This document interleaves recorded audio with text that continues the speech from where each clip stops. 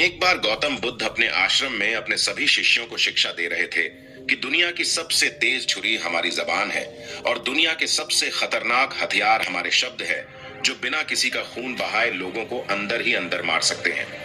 हमारे शब्द हमारी ताकत हो सकते हैं, लेकिन यह हमारी सबसे बड़ी कमजोरी भी हो सकते हैं अगर हमें नहीं पता कि कब, कहां और क्या और कितना बोलना है।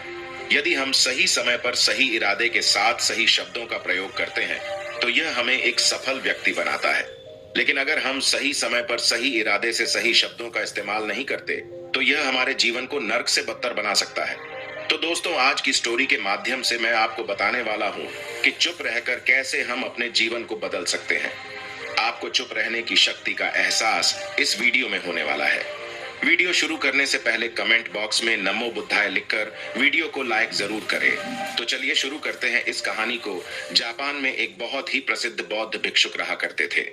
उनका नाम रिसाई था। रिसाई अकेले रहते थे। दुनिया के शोर शराबे से दूर जंगल में वो रहते थे और वह बड़े ही ध्यानी और प्रभु भक्त व्यक्ति थे, इसलिए वह पूरे जापान में बहुत अधिक प्रसिद्ध थे। एक दिन एक राजकुमार रिसाई के पास आया और बोला, हे प्रिय भिक्षु, मैं हमेशा थका हुआ, निराश और परेशान महसूस करता हूँ। मेरा मन बहुत अशांत रहता है। हालांकि मेरे पास सब कुछ है, दौलत, शोहरत, सुख सुविधाएं जो हर व्यक्ति चाहता है या पाने की इच्छा करता है, लेकिन फिर भी मेरे अंदर इतनी अशांति और चिंता क्यों है? रिसाई ने उसकी बात बहुत ही ध्यान पूर्वक सुनी और कुछ सोचने के बाद कहा, तुम इस प्रश्न का उत्तर जानते हो, बस तुमने कभी इस प्रश्न को हल करने की कोशिश नहीं की है। रिसाई ने आगे कहा, मैं एक रिसर्च करना चाहता हूं, क्या तुम मेरा साथ उसमें दोगे? इस रिसर्च के बाद तुम्हारे जीवन में किसी भी तरह की अशांति और चिंता नहीं रहेगी। ये बातें सुनकर राजकुमार बहुत हैरान था। उसने रिसाई से कहा, बताइए, मुझे क्या करना होगा? अपने मन की शांति के लिए मैं कुछ भी करने को तैयार हूं। राजकुमार की इन्हीं बातों को सुनकर भिक्षु ने कहा, तो फिर आप अगले 15 दिन के लिए मेरे आश्रम में रहोगे और एक सामान्य व्यक्ति की तरह अपना जीवन व्यतीत करोगे। और इन 15 दिनों में तुम अकेले और चुपचाप रहोगे, जितना हो सके कम बोलोगे। राजकुमार उस भिक्षु की बातें सुनकर सहमत हो गया। पहले दिन राजकुमार को लगा कि उसका मन सामान्य से अधिक अशांत और विचलित है। उसके मन में तरह तरह के विचार आ रहे हैं और वह आम लोगों की तरह जीवन जीने में असहज महसूस कर रहा है। उसे अंदर से बोलने की इच्छा हो रही थी, लेकिन वह चुपचाप रहा। उसके मुंह से एक भी शब्द नहीं निकला, बस वह चुपचाप बैठा रहता। लेकिन रात होते होते उसे अंदर ही अंदर शांति का अनुभव होने लगा। उसके लिए यह अनुभव अजीब था। वह खुद से पूछ रहा था कि वह अंदर ही अंदर इतना खुश क्यों है और उसकी आंतरिक बेचैनी और चिंता कम क्यों होने लगी है। अगले दिन राजकुमार अकेला चुपचाप बैठा रहा और वह प्रकृति को निहार रहा। वह पौधों को, फूलों को, आकाश में उड़ रहे पक्षियों को, वह अपने जीवन में पहली बार यह अद्भुत दृश्य महसूस कर रहा था कि उसके पास कितनी सुंदरता है। वह दिन भर प्रकृति की सुंदरता को निहारता रहता और उसकी ताजगी को महसूस करता रहता। इसी तरह से 10 दिन बीत गए और उसके मन की सारी बेचैनी, सारी हलचल, सारी उथल पुथल और सारा तनाव गायब हो गया। 11वें दिन की सुबह राजकुमार फिर से एकांत में बैठ गया और कुछ ही मिनटों में उसकी आंखें अपने आप बंद हो गईं और वह गहरे ध्यान में चला गया। वह पूरे दिन वहीं पर आंखें बंद करके बैठा रहा और गहरे ध्यान में डूबा रहा। ना कोई शब्द, ना कोई चिंता। राजकुमार भीतर से असीम शांति और आनंद से भर गया। राजकुमार अपने बाकी के 4 दिन इसी तरह गहरे ध्यान में व्यतीत करने के बाद 15 दिन बाद रिसाई के सामने प्रस्तुत हुआ और रिसाई को प्रणाम करके बोला, प्रिय भिक्षु, मुझे उत्तर मिल गया कि मेरे मन में इतनी उथल पुथल और चिंता क्यों थी। मैं जान गया कि मेरा मन इतना अशांत और विचलित क्यों था। रिसाई मुस्कुराते हुए पूछा, बताओ, क्या उत्तर मिला तुम्हें? राजकुमार ने कहा, मैं आवश्यकता से अधिक बातें करता था। मैं किसी पर भी अपने शब्द और ऊर्जा व्यर्थ करता था। मैं दिन भर अपने लोगों से फालतू की बातें करता रहता और फिर उन्हीं के बारे में अकेले में सोचता रहता और ज्यादातर समय नकारात्मक ही सोचता रहता। इस तरह मैं बस अपना समय बर्बाद कर रहा था। ज्यादा बोलने और नकारात्मक सोचने की वजह से मेरा मन अशांत और बेचैन हो गया था और इसी वजह से मैं किसी भी काम को ठीक से नहीं कर पा रहा था, जिसकी वजह से मैं हर काम में असफल होने लगा। और फिर इन्हीं लगातार मिलने वाली असफलताओं की वजह से ही मैं और भी उदास और चिड़चिड़ा हो गया। इन्हीं सभी चीजों की वजह से मेरा जीवन नष्ट हो रहा था। लेकिन यहाँ पर बिताए हुए 15 दिन मेरे लिए पूरी तरह से अलग थे। मुझे कुछ अलग ही एहसास यहाँ पर हो रहा था। अब मुझे ऐसा लग रहा है मैं अपना जीवन पूरी तरह से जी रहा हूँ, लेकिन इससे पहले मैं अपना जीवन गलत तरीके से जी रहा था। और मैंने यह भी सीखा कि हमें सिर्फ ध्यान करने की जरूरत नहीं है। ध्यान अपने आप होता है जब हम इस शांत और मौन होते हैं। ध्यान के पिछले कुछ दिनों के दौरान मैंने जो पहली चीज सीखी वह यह है कि मनुष्य के जीवन के सबसे महत्वपूर्ण घटना स्वयं को जानना है। यह सुनकर रिसाई ने कहा, सिर्फ तुम ही नहीं, दुनिया में ज्यादातर लोग जरूरत से ज्यादा बोलते हैं। आज भी लोग ज्यादातर समय केवल एक दूसरे को नीचा दिखाने के लिए ही बोलते हैं।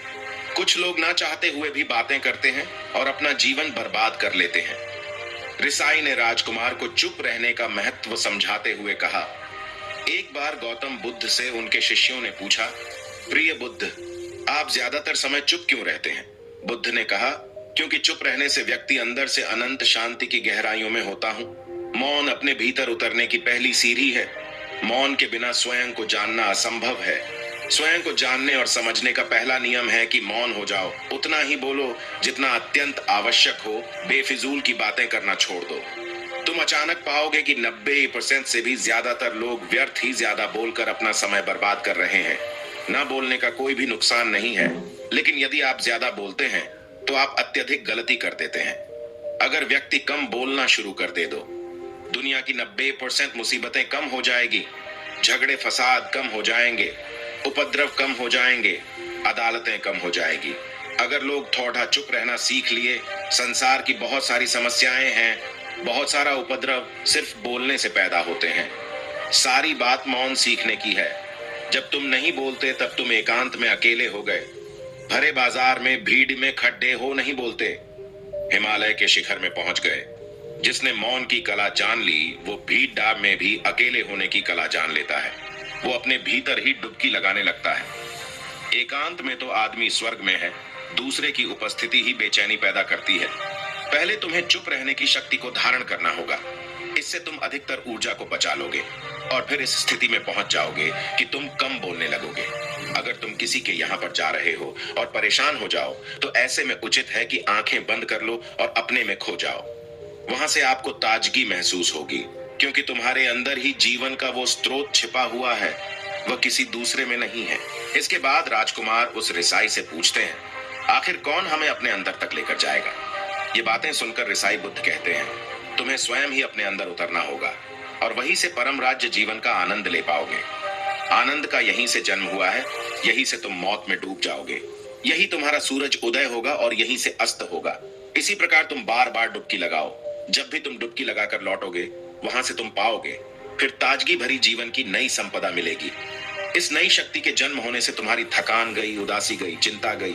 जैसे कोई स्नान करके लौटता है तो शरीर शीतल हो जाता है, शांत हो जाता है। ऐसे ही जब कोई भीतर से साफ होकर वापस आता है, मौन में स्नान करके लौटता है, तो समस्त अस्तित्व, समस्त व्यक्तित्व शांत और मौन हो जाता है, आनंदित हो जाता है। जब तुम आंतरिक मौन की उस पराकाष्ठा पर पहुंच जाओगे तब तुम पाओगे कि बोलने से भी तुम्हारा मौन खंडित नहीं होता, वो बना ही रहता है। उसकी एक अंतर्धारा लगातार तुम्हारे भीतर बहती रहती है। तुम बोलते तो हो, तुम शब्द का उपयोग भी करते हो, लेकिन वो तुम्हारे मौन को खंडित नहीं कर पाती। एक बार गहरे मौन में स्थिर हो जाओ, फिर तुम्हारी वाणी में भी मिठास आ जाएगी। तुम्हारा बोलना संगीत पूर्ण होगा, तुम्हारा बोलना सत्य होगा।